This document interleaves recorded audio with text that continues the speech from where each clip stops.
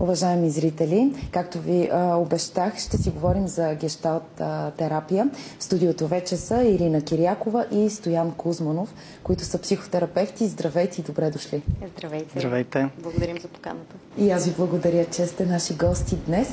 С няколко думи за хората, които не са запознати, никога не са ходили на психотерапевт. Какъв е смисъл? Какво представлява психотерапията? Шанс да опознаеш вътрешния си свят, да разбереш как функционира психиката. И на базата на това имаш много повече избор в живота, в всяко едно наше решение. Нали, когато примерно ни е трудно да вземем решение, обикновено ни липсва информация. Информацията идва в резултат на опита. И психотерапията е един начин да имаме повече опит.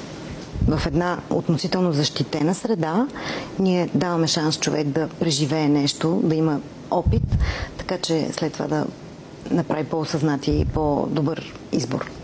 Измежду всички методи на терапия, защо избрахте именно гешталт терапията? С какво тя ви впечатли и ви привлече? Дамата с предимство. Ами аз съм тръгнала доста отдалече. Преди въобще психотерапията и психологията съм се занимавала с други неща, с журналистика, с педагогика. Дълъг беше пътя въобще до психотерапията. След това минах през най-различни школи, обучения и лично за мен гешталтерапията ми събра в една огромна, как да кажа, огромна база данни, огромно знание и мъдрост. За мен много важното в гешталта е, че има философия. Не във всяка школа зад нея стои философия. Зад гешталтерапията стои философия, начин на мислене. И така, това е едно от най-ключовите неща, които ме привлече. Другото е, че е много фокусирана върху това как да се справим, не толкова аналитично защо нещо се е случило. Това има значение, разбира се, но повече е насочена към това как.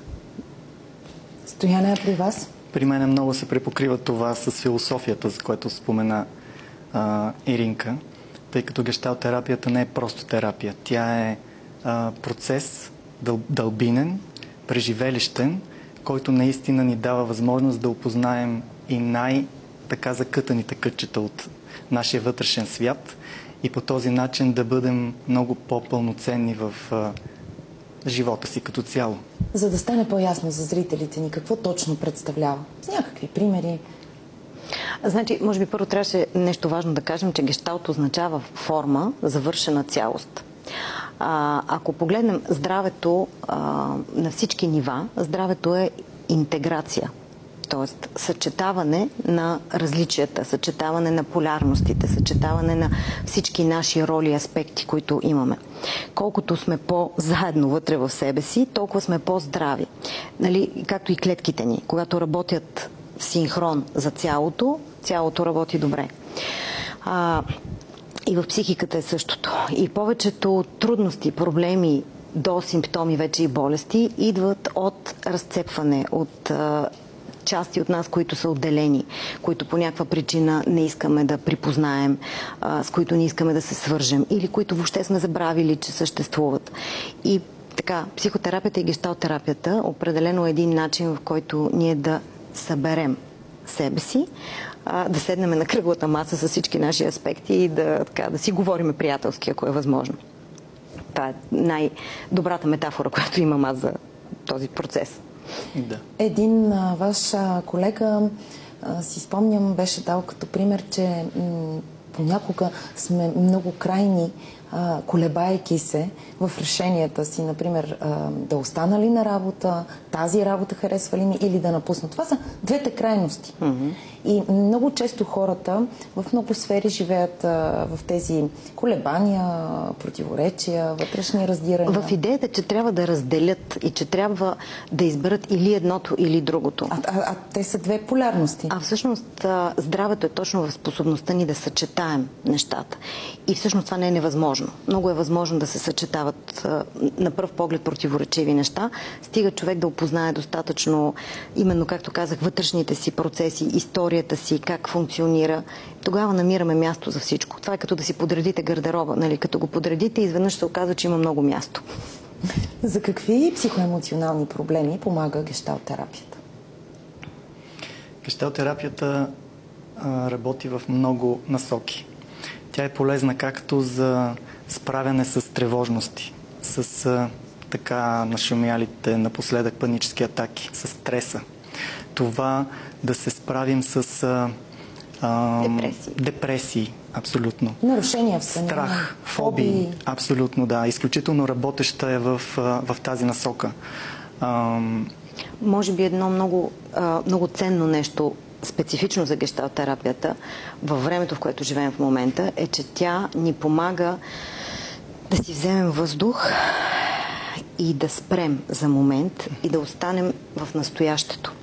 Тъй като съвременният човек, бомбардиран от всякъде от информация, планове постоянно, той вече много малко живее в настоящия момент. И не се чувства, не се свързва с тялото си, с емоциите си. А фокуса на гешталтерапията е именно това. Да успеем малко да забавим процесите и да се свържем, за да усетим и да чуем себе си. И в тази насока също мога да кажа, че гешталтерапията дава възможност, пространство на всеки тук и сега, в този настоящия момент, да преработи минали травми, които не е успял да преработи, давайки им различен прочит и примерно различен нюанс като преживяване. Хората, идвайки при вас, какво да очакват от първата среща? Как протича тя? Със всеки е различно. Някои имат, естествено, повечето хора имат едно напрежение и страх, че това може би ще е някакъв разпит или нищо такова не е. Най-важното нещо в психотерапията първо е доверието. Ни трябва да отделим достатъчно време да се свържем, да разберем света на другия, да чуем езика на другия. За гешталтерапевта най-важното е да е любопитен, да има интерес към човека, който е отсреща и да види как така той вижда света по този начин, по който го вижда. И вече оттам нататък пътищата са различни, от какво има нужда самия човек. Бърз метод ли е гешталтерапията за справяне с проблеми? Това много относително. Принципно, винаги, този въпрос знам, че винаги присъства. Колко време ще ми отнеме да се справя с нещо? Отговора, който обикновено давам в такива случаи, е, че минимума са 3 месеца, защото това е примерно биологичното време, за което се изгражда една невронна верига. Ако работим, да речем, с ритъм веднъж седмично. Но при някои хора има хора, които идват много готови и буквално за 2 или 3 сесии нещо излиза и се пренарежда. Има хора, които имат нужда да вървят много по-дълго време, имат друго темпо. Както казах, доверието е в основата. Всеки клиент има своето време да пристигне и да се довери на терапевта. И това е много важно, защото ако не се отворим, психотерапията в крайна сметка е една форма на отваряне, промяна, а за да допуснем, ние наистина трябва да имаме доверие на човека и да внимаваме с това. Кои са най-интересните случаи, за които се сещате в момента от вашата практика, Стояне? Има доста различни интересни случаи. За мен лично всеки случай е интересен. Не мога да кажа, че единият ми е по-интересен от другия, тъй като от всеки случай аз лично и се обогатявам. И се срещам с различни начини на преработване на въпросната ситуация, тъй като преработването зависи от личността на човек.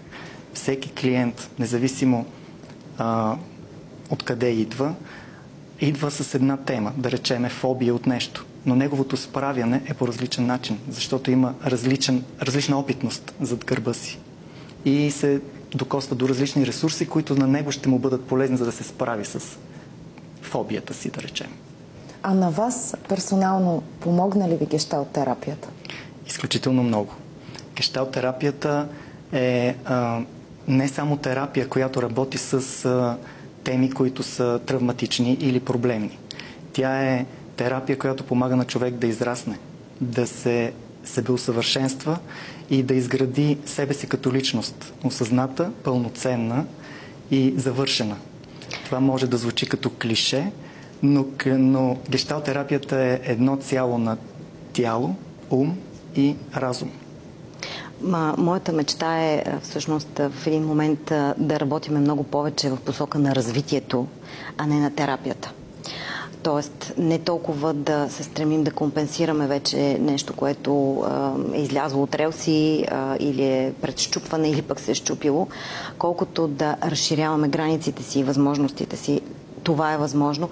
Аз го живея вече 16 години. В смисъл, с гешталтерапия се занимавам от 7-8. Но преди това, бидейки в другите школи, във всяка школа ние минаваме през собствена терапия. И аз съм в този процес и като терапевт, и като клиент вече 15-16 години. И мога да кажа, че това наистина прави живота да виждаш цветовете, да виждаш повече цветове, да чуваш повече, да усещаш. И има една мисъл, която казва: когато ти отвътре израснеш, всеки човек става гуру за тебе. Тоест ти можеш да учиш от всичко, колкото повече се разширява твоето съзнание.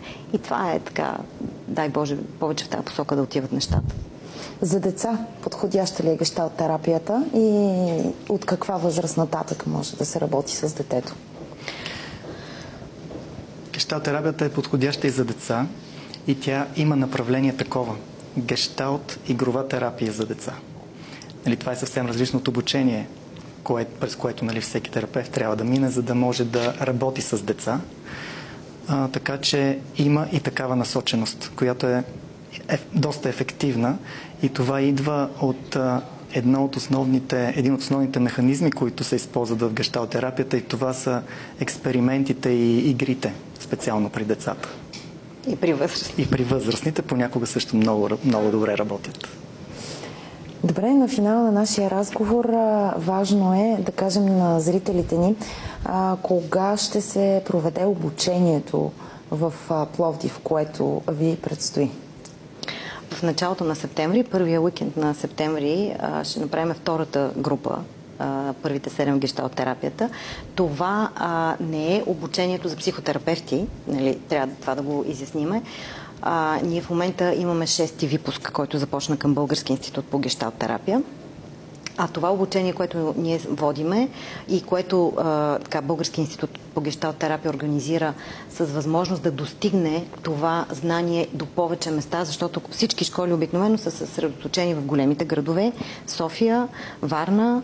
Сега се опитваме в Пловдив, Габрово, колеги по различни места да правят такива групи, първите 7, като те не са задължително за психолози. Там могат да се включат и хора, които имат просто желание да работят върху себе си, да се опознаят, така че да имат едни базови основи, свързани с гешталтерапията. Оттам нататък вече тези, които се интересуват, могат да продължат в професионалното обучение за психотерапевти. Но за хората, които не са психотерапевти, би било полезно, за да помогнат по този начин сами на себе си. Да, би било полезно и е достъпно. Направено е в 7 стъпки, такива малки, кратки са формите, за да може да има достатъчно време да се интегрира, защото, както казах, този в момента свят, в който живеем, ни дава много малко време да храносмиламе. Ние постоянно влизаме от едно нещо в друго нещо. И така сме направили формата, че да имаме малко парче, което взимаме, и достатъчно време до следващия път да интегрираме това, което сме научили, за да има развитие. В случая обучението ще се състои в 7 срещи. Да. Така? В 7 срещи, които са в рамките на 4 месеца. Обикновено са в неделя, една неделя от месеца. Мястото в Пловдив е Пловдивския културен институт. Там беше и първата група, с която завършихме първото ни обучение от поредицата, първите 7 стъпки в гешталтерапията. Мястото много ни хареса и смятаме там да бъде и втората група, с която стартираме септември месец. Иначе от тази неделя пък ние с него също стартираме една група, която е свързана с себепознание, пак през гешталтерапията, но е свързана с себепознание и саморазвитие, и тя е в София. Чудесно! Пожелавам ви много хора, които да оценят гешталтерапията и да подобрят живота си чрез нея. Дай Боже! Благодарим. Благодарим. И аз ви благодаря. Уважаеми зрители, това беше всичко от нас за днес. Очаквайте ни отново утре точно в 13 часа. А до тогава можете да ни пишете на нашата страница във Фейсбук Следобед с Българска свободна телевизия или да се свържете с екипа ни на телефон 906 7809 с код 02 за София. Благодаря ви, че бяхме заедно. От мен и целия ни екип. Приятен и усмихнат ден.